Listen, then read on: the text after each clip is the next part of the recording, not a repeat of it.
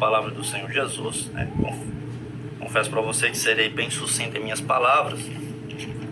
Quero ler para vocês no Evangelho de Jesus Cristo, segundo o relato de Mateus, no capítulo de número 16, e apenas o versículo de número 18, a qual diz a palavra do Senhor Jesus: pois também eu te digo que tu és Pedro, e sobre esta pedra edificarei a minha igreja, e as portas do inferno não prevalecerão contra ela.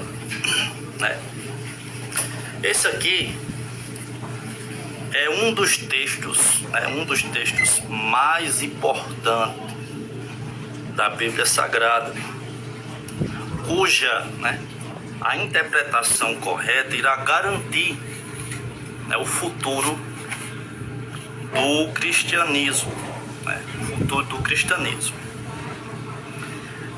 Quem é esta pedra? Aonde é que a igreja vai ser edificada, ou foi edificada? Quando o próprio Jesus, ao se pronunciar, ele diz assim: tu és Pedro, e sobre esta pedra edificarei a minha igreja. Dentro da hermenêutica, nós temos três vertentes. A primeira vertente da hermenêutica é que o próprio Pedro é a pedra. Talvez hoje mais de 1 bilhão de pessoas que se titulam cristão no mundo todo, acredite nesta vertente aqui, esta vertente, a qual Pedro, ele é esta pedra, e a igreja ela foi edificada sobre ele, A segunda vertente da hermenêutica, muitos acreditam que a igreja ela é edificada em cima da declaração que Pedro fala. Se você for dar uma olhada no capítulo 16, versículo número 16,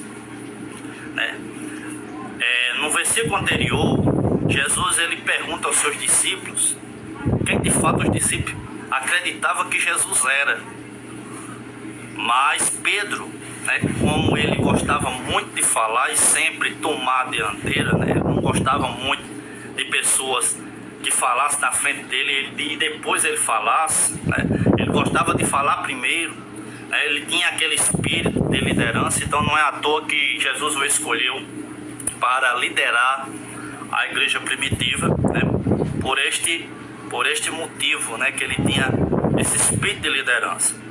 Então Pedro se sobressai ali aos demais discípulos e ele responde a pergunta de Jesus, dizendo: tu és o Cristo, o Filho do Deus vivo. Então essa é a segunda vertente da hermenêutica. Então muitos cristãos acreditam que a igreja ela é edificada em cima desta narrativa, a qual Pedro fala: tu és o Cristo, é o Filho do Deus vivo.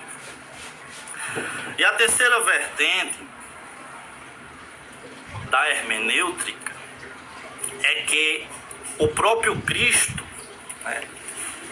é esta pedra a qual ele mesmo fala. Não é verdade? Se você for olhar dentro do Novo Testamento, principalmente nos evangelhos sinóticos, Mateus, Marcos e Lucas, e João também, em João também, nós iremos vermos que Pedro, ele foi chamado por vários nomes. Ele foi chamado de Simeão, que é de origem hebraica. Ele foi chamado de Simão, que é de origem grega. E no Evangelho de João, capítulo 1, versículo 42, Jesus chama ele de Cefas. De Cefas. A palavra Cefas, tirada do hebraico, significa Kefa.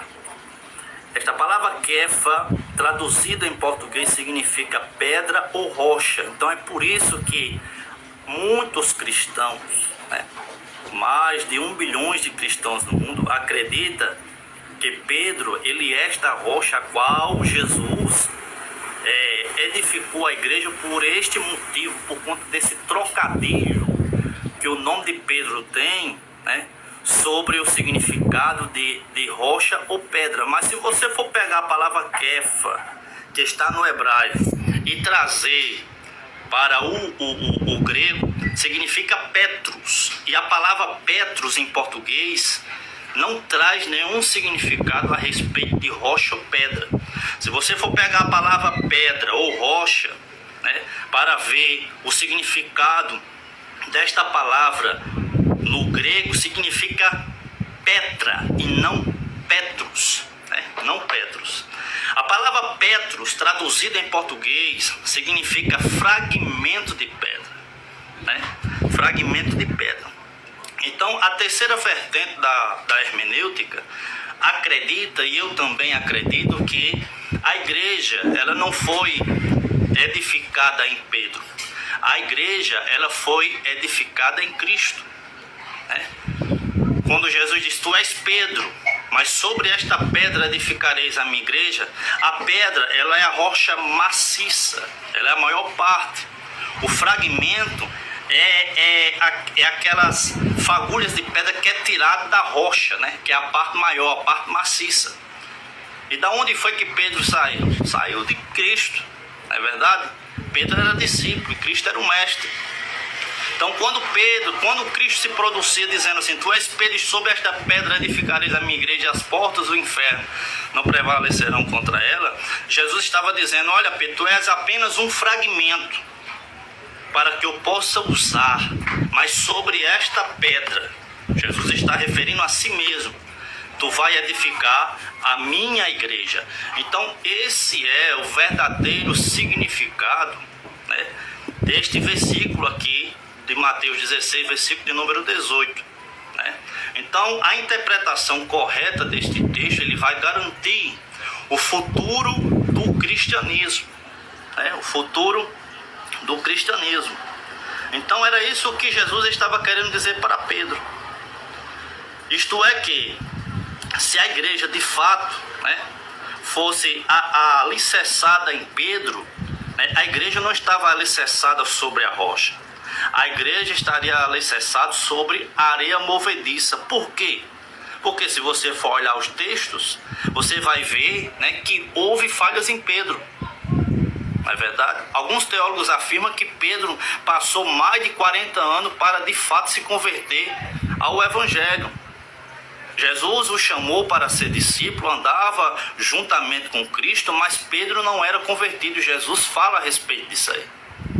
Mas na frente, né, quando de fato Pedro se converteu, né, a Bíblia nos diz que ele trouxe um sermão de quase 3.000 pessoas aceitaram a Jesus como único e suficiente Salvador de sua vida, né? Então, a igreja, ela não é edificada em Pedro. A igreja é edificada em Cristo. E Pedro fala a respeito disso. O que é que Pedro diz? Pedro diz que Cristo, ele é o quê? Ele é a rocha de esquina. É verdade? Então Pedro, ele confirma que quem é a rocha não é a pessoa dele, mas sim o próprio Jesus. E Jesus também fala nesse texto, quando ele fala: tu és Pedro, Jesus fala dizendo: tu és apenas um fragmento de pedra, a qual eu vou usar. Mas sobre a rocha, a qual sou eu, a igreja, ela vai ser edificada. E quando a igreja, ela é edificada em Cristo, o próprio Jesus disse que as portas do inferno não prevalecerão contra ela. Então o que é que nós entendemos aqui? Que não é o inferno que vem até a igreja, mas é a igreja que vai até a porta do inferno para poder saquear, né, as almas que estão lá perdidas, para trazer, né, para o Evangelho, tirando das trevas e trazendo para a maravilhosa luz, né? Então esse é o verdadeiro significado deste texto, a qual eu considero um dos mais importantes da Bíblia Sagrada, porque sendo bem interpretado irá garantir o futuro do cristianismo. Então era essa reflexão que eu queria passar para vocês. Guarda esta palavra no vosso coração. Que Deus abençoe a vida de todos vocês em nome do Senhor Jesus.